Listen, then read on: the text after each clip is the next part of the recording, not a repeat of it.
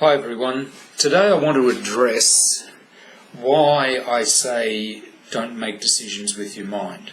Now, to a lot of you that's going to sound really odd, strange, weird. Why would you say that? Some of you might understand more about it, but I want to go into the real depth today of why I both say that to you and practice it myself.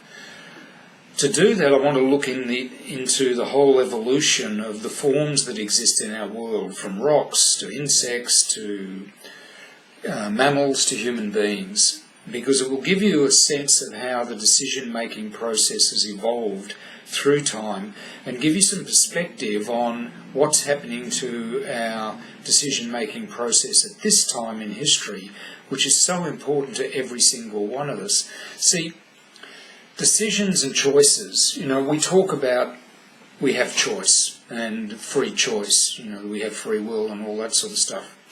Now, to a large degree, that hasn't been true in the past.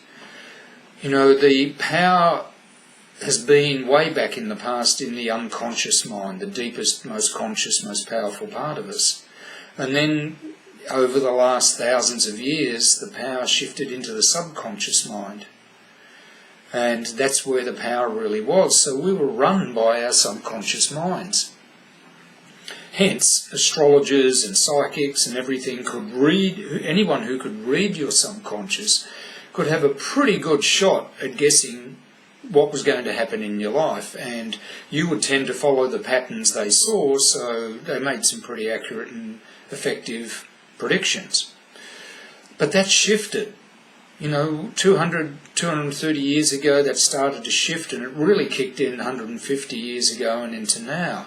The point of power has shifted into the conscious mind, which, funnily enough, is the least conscious part of us and least powerful part of us, but it's the part of us that we're aware of, that we think with. Now, the conscious mind isn't really that aware of what's going on in the subconscious. That's why it's called subconscious, and definitely isn't aware of what's going on in the unconscious. Except there's been a rapid evolution in our growth, and we are now consciously examining our subconscious and learning how it operates. That's been happening very strongly over the last 100 years.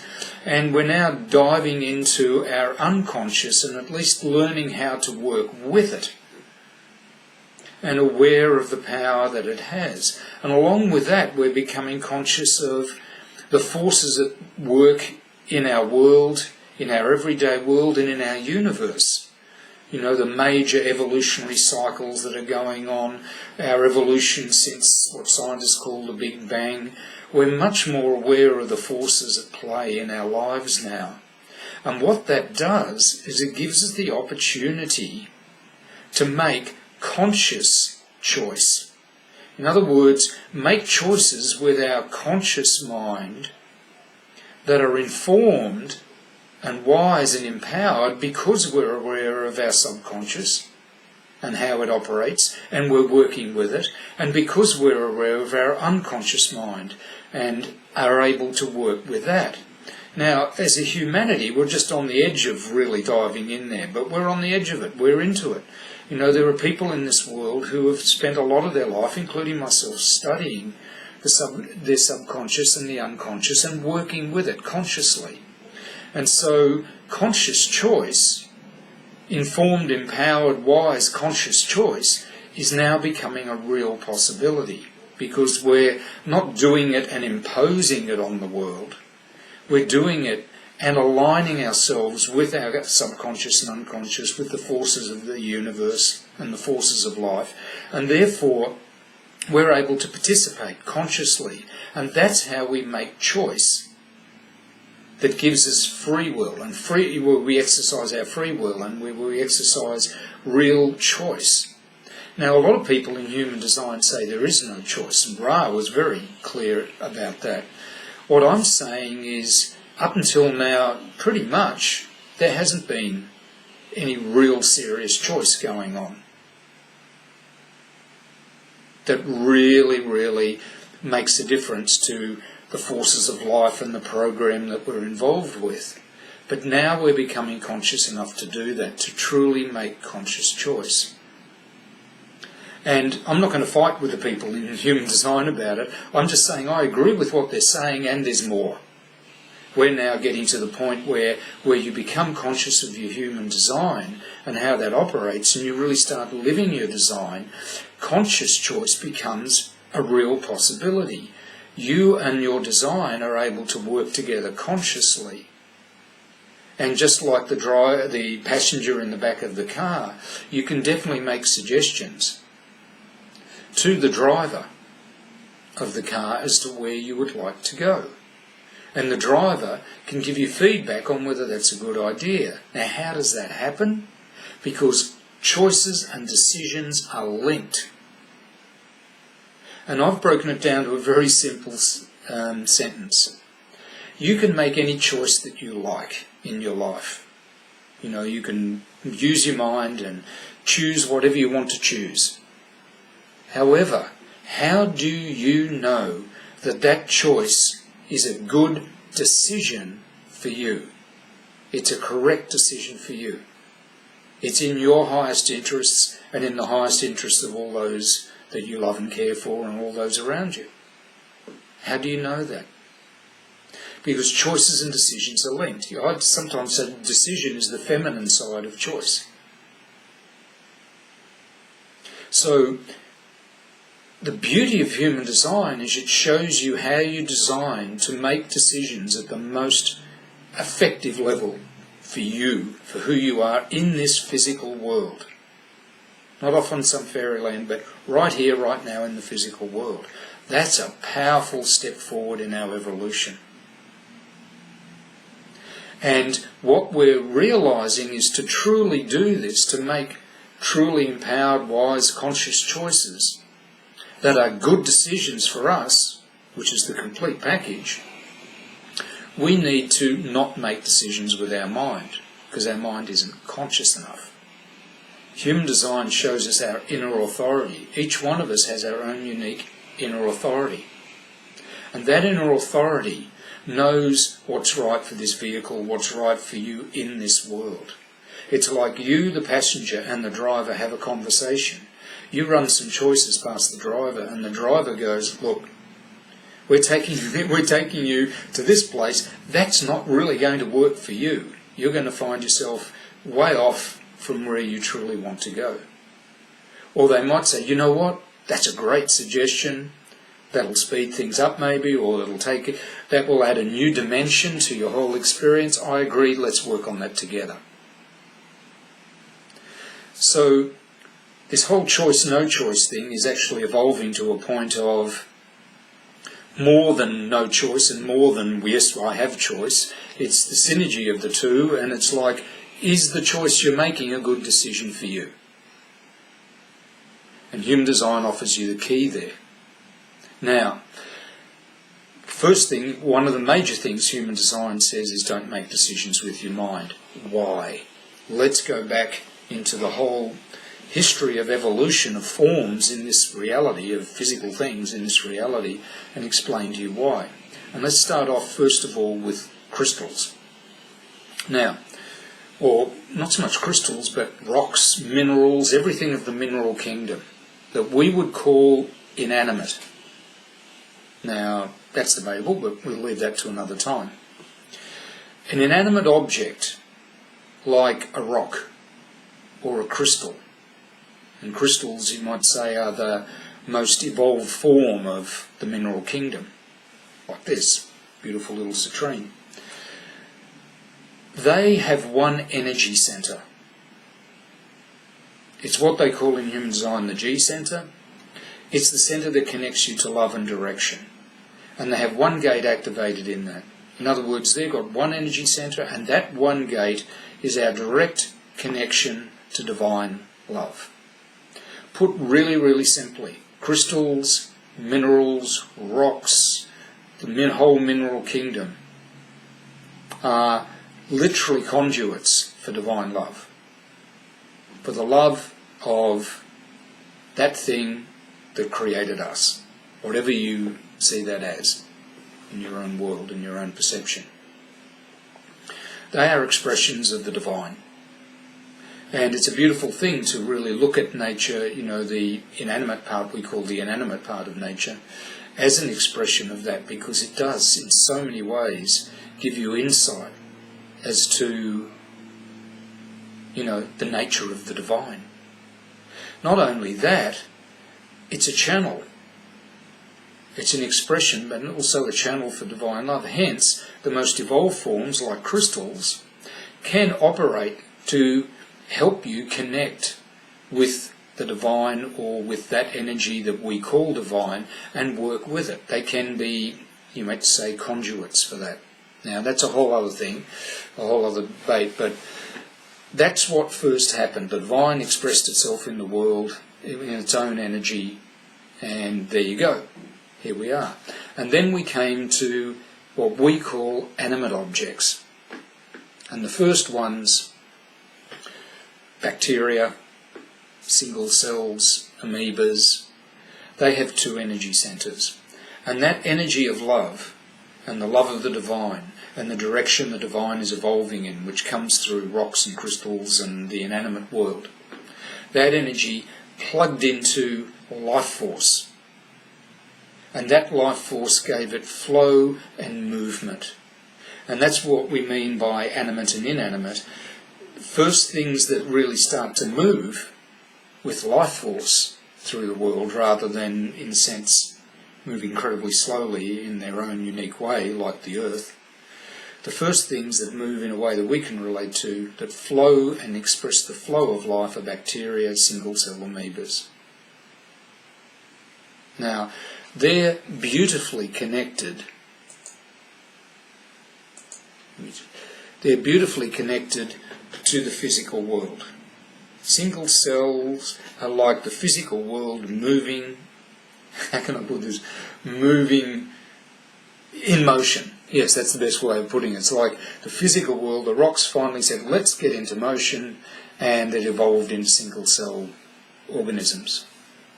The next level was plants. And single cells, by the way, have those two energy centres. Inanimate objects have one. Plants have three energy centres. And it's the first time that an awareness centre, the instinctive awareness, manifests in form. So there you are, with objects that have love and direction, they're expressions of love and direction, they have their own love and direction, they have life force, but those two things are connected to instinct.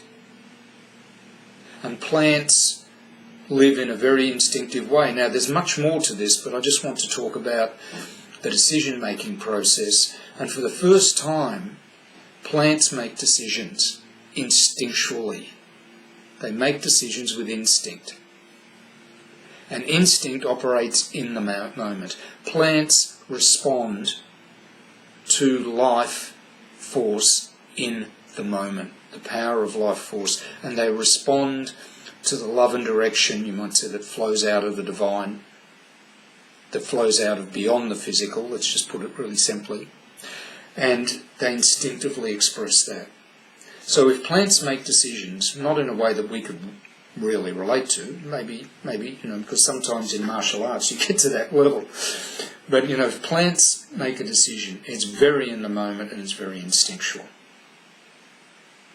And they were the first animate objects that really made decisions. And from then on, insects, birds, reptiles, fish, mammals, all of them made decisions instinctively, with instinct. And it just grew and evolved from there. It became more sophisticated, like plants then evolved into insects. And insects had four energy centres. They're the first ones that really, in a sense, express themselves. Have a form of expression. Plants don't really talk much, not in a way that we can relate to, neither do single-cell amoebas. But insects make a noise. They buzz. They zzz around. They express, and in a sense, if you're asleep, they can wake you up. Well, the human design channel that they have there is the channel of awakening. So, I mean, that's just me getting into the whole interesting side of it. But insects have 4 energy centres, making decisions instinctively still. And then you go to birds, reptiles and fish, all very similar. And you've got the dinosaurs, the reptiles, birds were around there, fish were around there, but reptiles are really big. They have also, like insects, 4 energy centres, and they can express themselves, but in a different way than in insects. It's more they express themselves through the way they move as unique individuals. Fishes like that, birds flying, reptiles, whatever reptiles do. But again, making decisions with their instincts, but connecting to the world in a different way than insects do and that plants do. And that's a whole other discussion we can take at another time. Reptiles were around for a long time, fish and birds very connected, and they're still around, but reptiles in a sense retired for whatever number of reasons, incoming asteroids, whatever. But mammals were the next step, and mammals have 5 energy centres.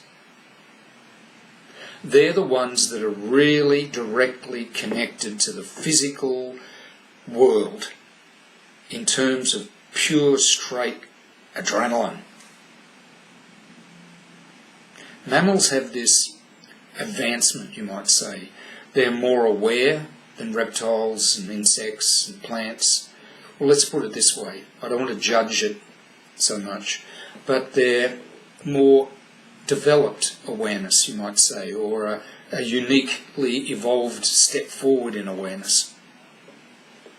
And for the first time, mammals, with their instinctive awareness, have this part of them that reaches for something that would trigger the mind to become more aware.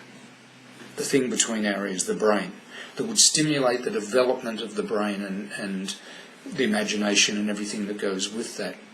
Now, they look for other things as well.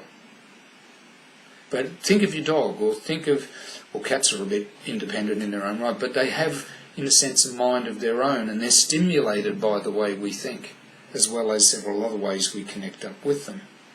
And they're very much grounded in the physical, in a way that the others weren't. And how can I put it? They're capable of really finding a physical purpose. Mammals have this sort of urge to find the purpose of being here. It's an instinctive searching for them. Whereas reptiles and fish and birds and insects and plants, they were just like, hey, we're here, and we're just doing our thing. They were just there, part of the earth. But for the first time, mammals wanted to have a sense of purpose. The sense of purpose began to develop, and their struggle for life was expressing that search for purpose. Now, out of mammals came the first initial human beings. And Neanderthals, for instance, is one of the developments of that. And Neanderthals still making decisions with their instinctive awareness, still living in the now, still having 5 energy centres, because they were the human, you might say, the beginning of the human development of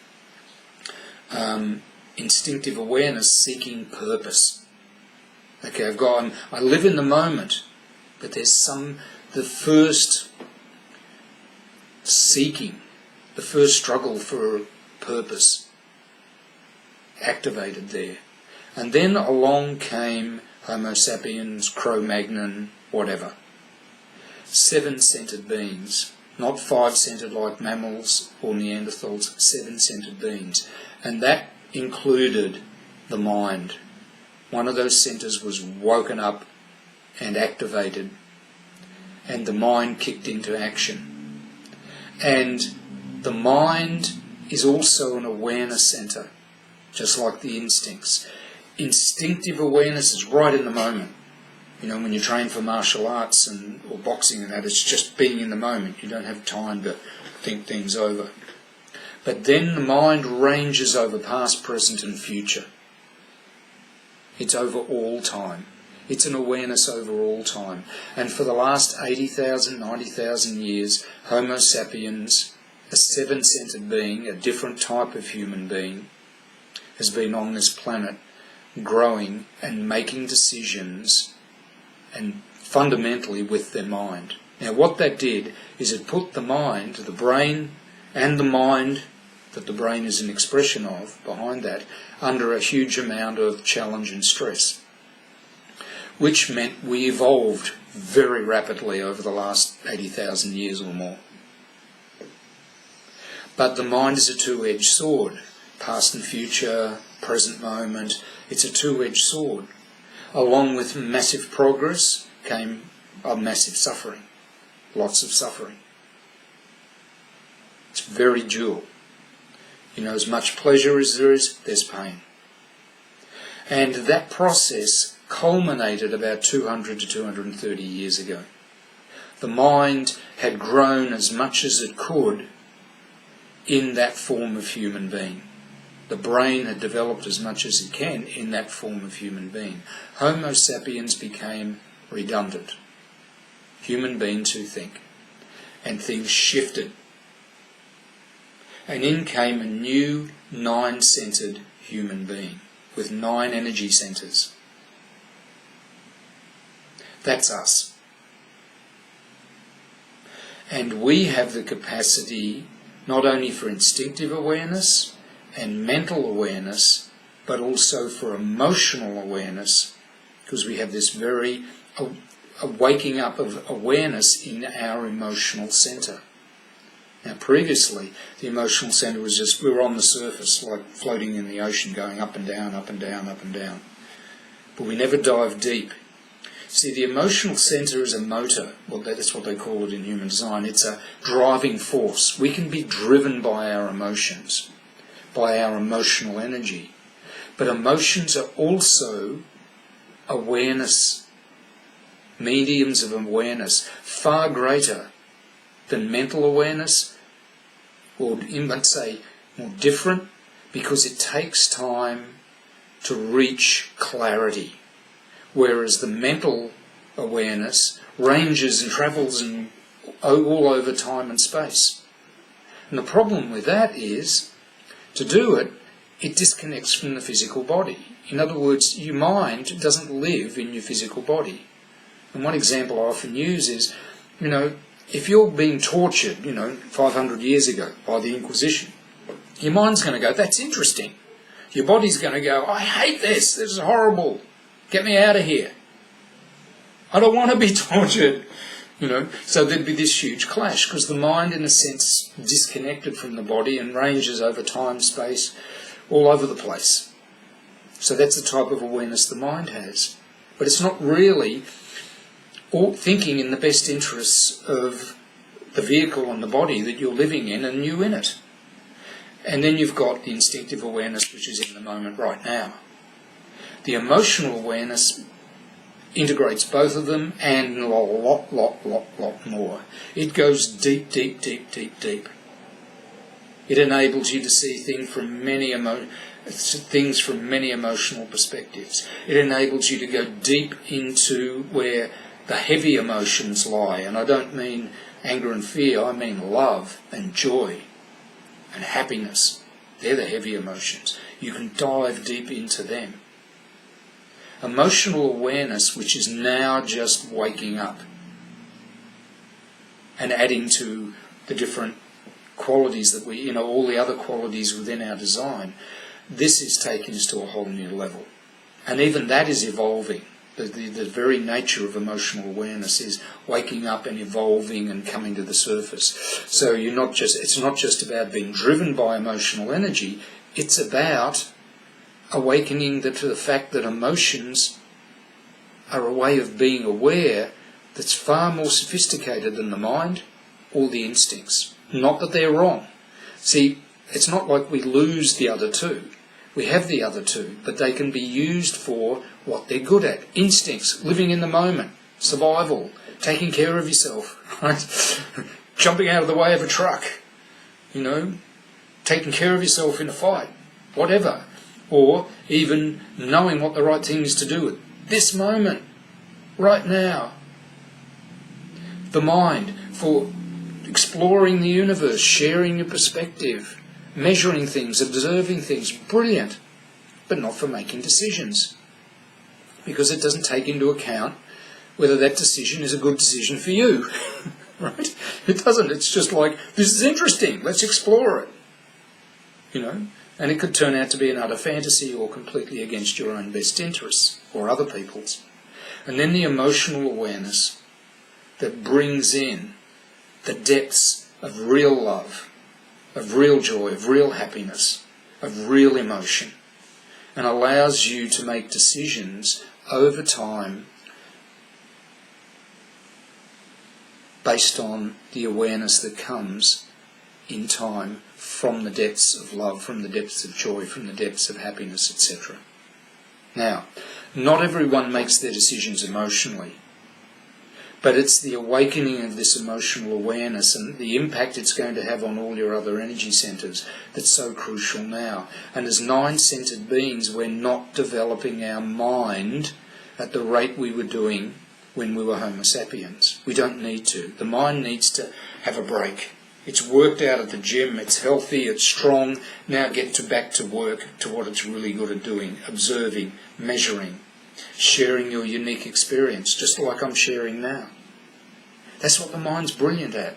Accumulating information, doing due diligence, terrific. But when it comes down to making decisions, as a nine-centred being, as a more evolved human being, on the way to a new species of human being that are coming in very soon in terms of history, in the next few decades, we're the transition species that are facilitating these people coming in. And the first thing we have to do is learn to make decisions from our inner authority, whatever that is for you.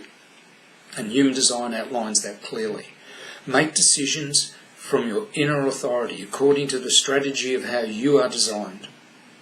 And I talked about that in the shorter video I just released.